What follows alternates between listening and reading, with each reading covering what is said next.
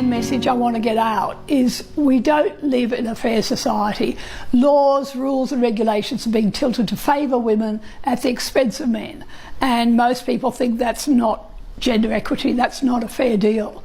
So I'm out there trying to motivate people to help with trying to achieve a proper level playing field. I do think we live in an increasingly unfair society, and the Me Too is a classic example of that. We started off as a serious issue, dealing with harassment by men, powerful men, misusing their power, and then it morphed into giving women absolute licence to destroy men's careers on the basis of the most trivial accusations, sometimes dating back 30, 40 years. And that's just crazy, and I think most people don't agree with that.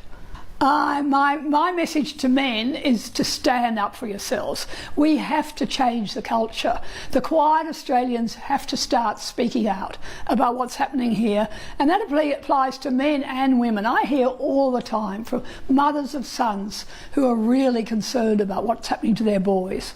Why do we have 60% of graduates are now female, and no one cares that we've only got 40-something% of males getting through uni? Well, we have more and more boys not being engaged in school and doing really badly in school.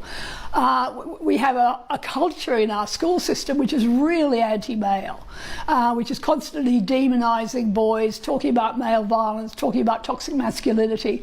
We never do anything to praise men. And in fact, if you praise men, the ceiling falls in. I mean, last year I tweeted something about the wonderful firemen. Most of the people out there fighting our ferocious fires are actually still male. I've got nothing against female firefighters, and I think they're wonderful, doing a wonderful job. But the fact is, it's men who still put their lives on the line.